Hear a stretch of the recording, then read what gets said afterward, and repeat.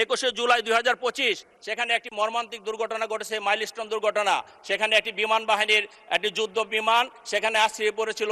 সেখানে 36 জন ছাত্রছাত্রী, অভিভাবক সহ 36 জন মানুষ মারা গিয়েছে। আমি অভিনন্দন জানাই, ধন্যবাদ জানাই আমাদের নেতা জনাব তারেক রহমান। 1:14 সেই দুর্ঘটনা ঘটেছে, তিনি 2:30টার সময় আমার কাছে সহ আমাদের এখানে অনেক নেতৃবৃন্দের কাছে খোঁজ খবর নিয়েছে। প্রতি মিনিটে মিনিটে তিনি খোঁজ নিয়েছে যে তোমরা সেখানে দেখো, একটি মেডিকেল টিম করেছে।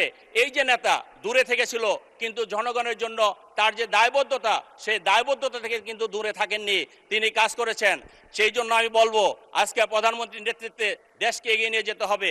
আমার যে সমস্ত সহকর্মীরা আমাদের বিরোধী বেঞ্চে বসে আছেন, আমাদের সেই সহকর্মীদের কিছু কথা শুনলে আমাদের অনেক প্রশ্নের সম্মুখীন হতে হয়।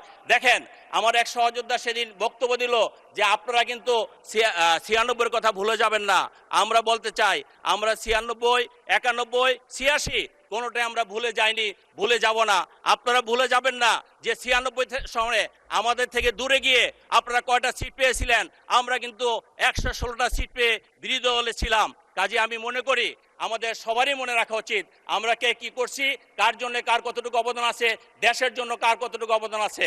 আমি বলতে চাই, আমার সময় শেষ, আমি সর্বশেষ বলতে চাই যে আমাদের নেতা যে কাজ বলছে, করব কাজ, গর্ব দেশ, সবার আগে বাংলাদেশ।